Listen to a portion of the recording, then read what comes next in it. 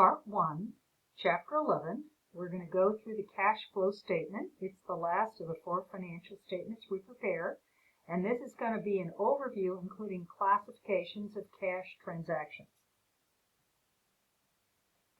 Now we cover 5 areas, mostly 1 through 4. In this presentation, we're going to cover identify the purpose and importance of cash flow, and then we're going to differentiate between cash flow from operations, investing, and financing. Now, the importance of the cash flow. A company needs both net income and strong cash flow to succeed. Now, the other thing to remember is that a balance sheet is a point in time. But the income statement, the statement of retained earnings, and the statement of cash flow are all a period of time. They only cover a finite period. Whereas the balance sheet is cumulative. So remember that. The balance sheet is cumulative and shows only permanent accounts. The income statement, statement of retained earnings, and statement of cash flow only reflect current year activity. Now, what do we answer when we look at it? Actually, I think the cash flow is probably your most important statement. What it does is it explains the change in the cash and cash equivalent balances. And it answers the question is, how did the company get its cash, and where does the company spend its cash? Now, the purpose of the cash flow statement is to reconcile the difference between the beginning cash balance and the ending cash balance. Now first, we have sources and uses of cash. The sources of cash will include operating the business, which we consider operating activities, selling long-term assets, which would be a source, and we call that investing activities, and then long-term borrowing or stockholder investment cash we call financing activity. Now the same thing happens when cash goes out. We have operating activities when we spend money.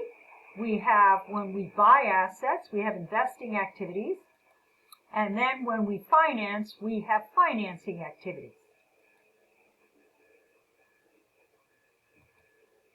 Now, operating cash flows come from current assets and current liabilities. Investing cash flow comes from long-term assets. And financing cash flow comes from long-term liabilities and equity. So let's start with operations. Operating activities focus on cash transactions associated with running the business. Receipts from customers, cash dividends, these are just some of the examples. And outflows are where the cash goes. Now it's very important you want a company to generate most of their cash from operating activities. Now, investing activities. This is the selling and buying long-term investments or assets. Or lending money. Most companies don't do that. So, here is where you want to see money go, but you certainly don't want to see money generated because this means they're selling off their assets. And then we have financing activity. Issuing its own equities, bonds, and issuing short and long-term liabilities. This is where we have dividends, the purchasing of treasury stock, repaying cash loans, and paying owners' withdrawals. Items requiring separate disclosure include, now we also have a section on the cash flow that are non-cash investing and financing activities. Now the reason we want to show these is we want to know, has the company committed future funds?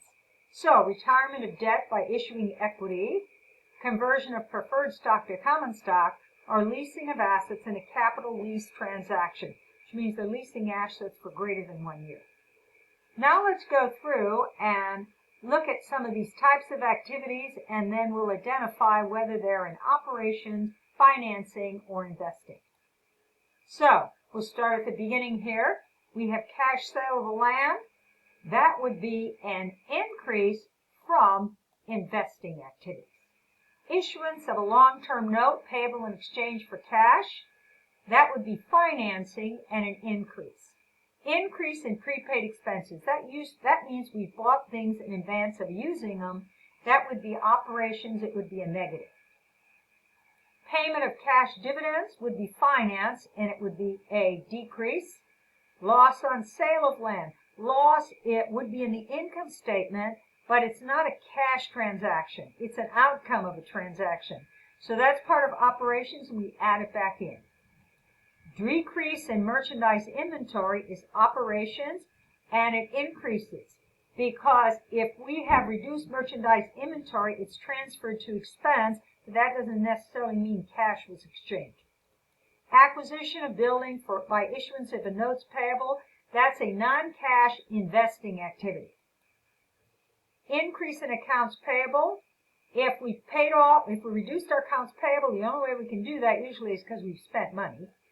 An increase in accounts receivable, what that means is we made sales and we didn't collect the cash. So that would have a negative impact on operations activity. Net income always increases operating activity. Now, then we have payment of long-term debt, decrease, finance. Decrease in accounts receivable means we collected, which means operations is a plus. Paid off long-term payable by issuing stock, that's a non-cash financing activity. Sale of long-term investment for cash, that would be investing, and it would increase our cash because we sold something. Acquisition of building would be investing, but our cash would go down.